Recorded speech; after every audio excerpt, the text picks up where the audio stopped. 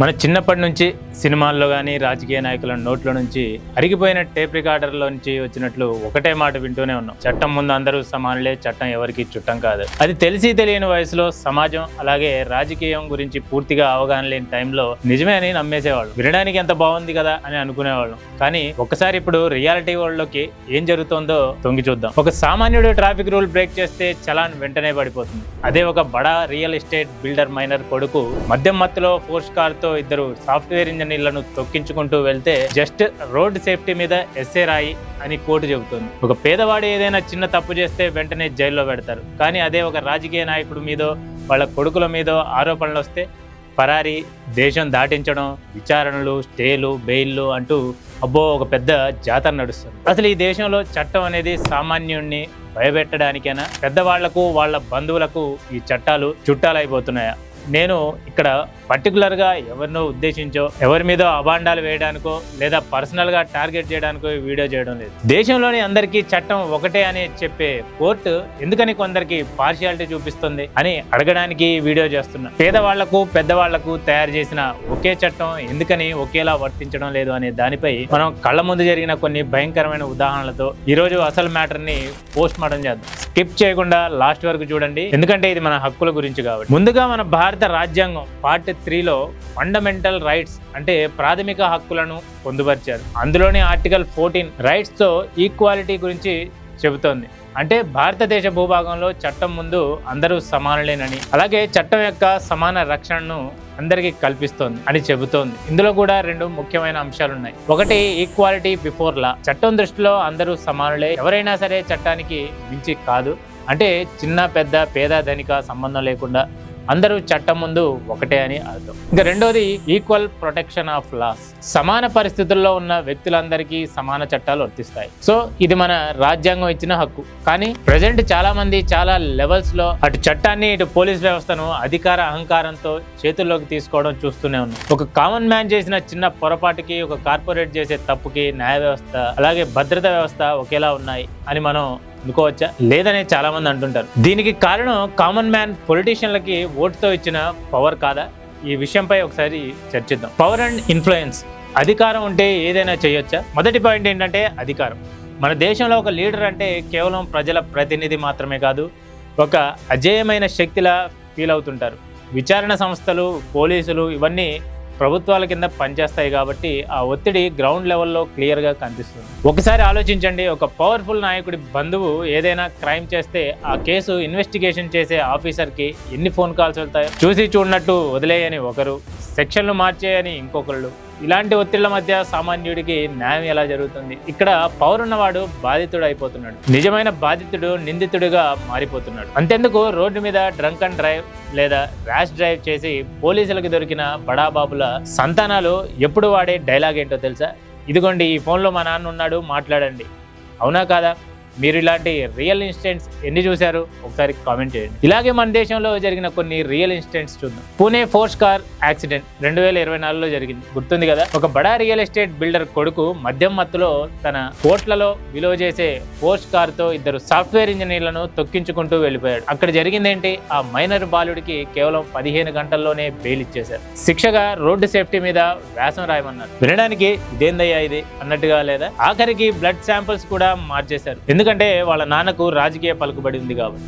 సామాన్యుడి కొడుకు ఇదే తప్పు చేస్తే ఇలాగే వదిలేస్తారా? అసలు వదలరు కదా. ఇది కదా చట్టం చుట్టం అవడం అంటే. నేను ఇక్కడ సామాన్యుడి తప్పు చేస్తే కూడా అలాగే వదిలేయచ్చు కదా అని అనడం లేదు. ఎందుకు తేడా జరుగుతుందని అడుగుతున్నా. నేను ఎక్కడో చదివాను, ఒక ఎమ్మెల్యే కొడుకు వాళ్ళ ఫ్రెండ్తో కలిసి ఒక హైవే మీద వెళ్తుంటే పక్క నుండి ఒక కారు వీళ్ళని ఓవర్టేక్ చేసిందట. అది ఈ ఎమ్మెల్యే కొడుకుకి నచ్చలేదు. అప్పుడు ఆ కారును ఓవర్టేక్ చేసి ఆపి అందులో ఉన్న వాళ్ళని కొట్టాడంట. ఎందుకు? వాళ్ళ నాన్న ఎమ్మెల్యే, ఏం జరిగినా సరే చూసుకుంటాడన్న భరోసా. సరే ఏంటి ప్రతిసారి పొలిటీషియన్ల మీద పడుతున్నారని మీరు అనుకోవచ్చు. అయితే ఇక్కడ అధికార అహంకారం ఒక పొలిటీషియన్స్ బంధువులతో ఆగిపోలేదు. ఉత్తరప్రదేశ్లో ఒక రియల్ ఇన్సిడెంట్లో నో పార్కింగ్ ప్లేస్ లో కార్ పార్క్ చేసిన వెహికల్ ని పోలీసులు టోయింగ్ చేస్తుంటే ఆ వెహికల్ ఓనర్ ఒక జడ్జి కొడుకు వచ్చి ఏమన్నాడో తెలుసా? నువ్వు దాన్ని అన్లాక్ చేస్తావా లేక జైల్లో దెబ్బలు తింటావా అని పెద్ద పెద్దగా పోలీసుల మీద అరుస్తూ రచ్చరచ్చ చేశాడు.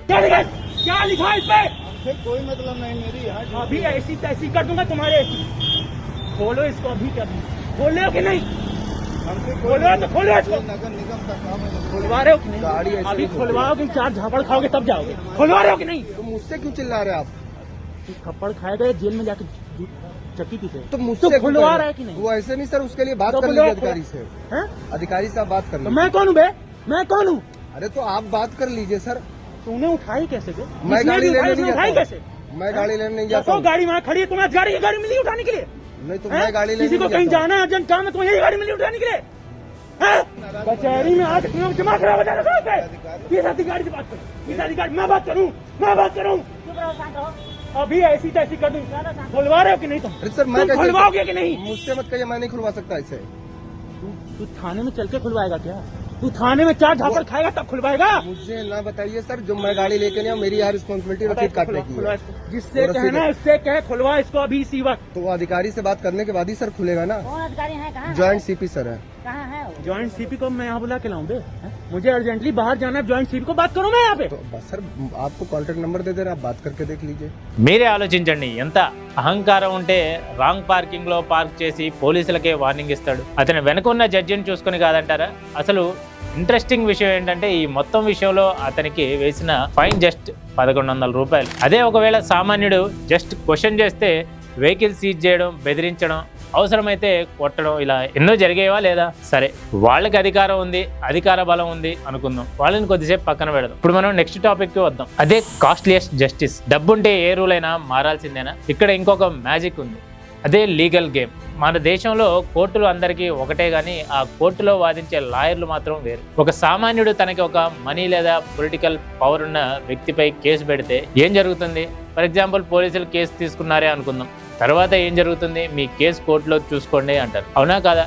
సో ఒక కామన్ మ్యాన్ తన సాయశక్తులా ప్రయత్నించి తన ఆర్థిక స్తోమతకు తగ్గ లాయర్ దగ్గరికి వెళ్తాడు. ఆ లాయర్ కూడా సింగిల్ హ్యాండెడ్గా కేసు వాదిస్తాడు. కానీ అదే టైంలో అవతలి బడాబాబు ఏం చేస్తాడో తెలుసా? సపరేట్గా ఒక లీగల్ సర్వీసెస్ ఇచ్చే పెద్ద పెద్ద కార్పొరేట్ కంపెనీలు ఉంటాయి. అక్కడ ఒక సీనియర్ లాయర్ కింద చాలా మంది జూనియర్ లాయర్లు పనిచేస్తుంటారు. అదంతా మొత్తం ఒక దందాలాగా నడిపిస్తారు, అది వేరే స్టోరీ. అయితే ఈ బడాబాబు వాళ్ళని పిలిపిస్తాడు. దేశంలోనే టాప్ లాయర్లు స్పెషల్ ఫ్లైట్ లో దిగుతారు. ఒక్కో హీరింగ్ కి లక్షల రూపాయలు తీసుకునే వీళ్ళు చట్టంలో ఉన్న లూప్ హోల్స్ ని వాడుకొని స్టేల్ తెస్తారు, న్యాయాన్ని వాళ్ళ వైపు తిప్పేస్తారు. ఇక కేసు దశాబ్దాల పాటు సాగుతుంది. సామాన్యుడు కోర్టుల చుట్టూ తిరిగి అలసిపోయి ఆఖరికి నా కొద్దు నాయన ఈ న్యాయం అని వదిలేస్తాడు. కానీ నాయకులు మాత్రం పవర్ ని ఎంజాయ్ చేస్తూనే ఉంటారు. Justice delayed is justice denied అనే మాట వీళ్ళ విషయంలో అక్షరాల నిజమవుతుంది. ఒక నార్మల్ సిటిజన్ గా సామాన్యుడికి ఉన్న ఆయుధం ఏంటి? మార్పు ఎప్పుడొస్తుంది? అసలు ఒక కామన్ మ్యాన్ ఎప్పుడు సరైన న్యాయంతో బయటకు వస్తాడు? ఇవన్నీ చూస్తుంటే ఇంకా మనకెందుకు న్యాయం జరుగుతుందిలే అనే నిరాశ పడకండి. ఎందుకంటే ఇప్పుడు సీన్ మారుతోంది. గతంలో లాగా ఇప్పుడు విషయాలను తొక్కి పెట్టలేరు.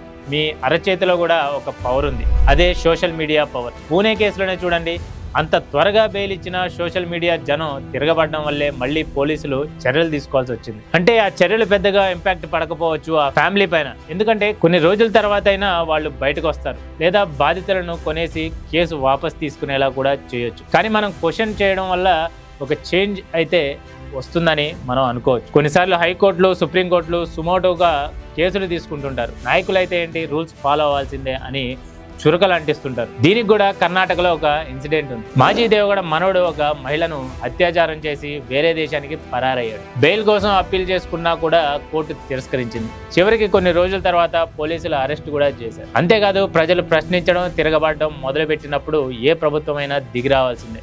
అందుకే మన దేశంలో జరిగే ఎలాంటి తప్పుడు చర్యనైనా ప్రతి పౌరుడు ప్రశ్నించినప్పుడు ఎంతో కొంత న్యాయం జరుగుతుందని మనం ఎక్స్పెక్ట్ చేయొచ్చు. చివరిగా నా అభిప్రాయం ఏంటంటే అసలైన కోర్టు మీ దగ్గరే ఉంది. రాజకీయ నాయకులకు చట్టం చుట్టం కాకూడదంటే మనం మన ఓటు హక్కుని సరిగా వాడాలి.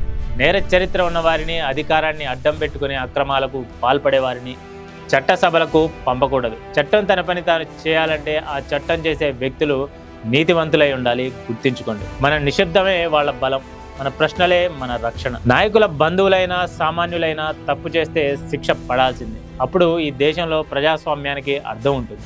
ఈ వీడియో చూశాక మీకేమనిపిస్తుంది? మీ ఏరియాలో కూడా ఇలాంటి ఇన్సిడెంట్స్ ఏదైనా జరిగాయా?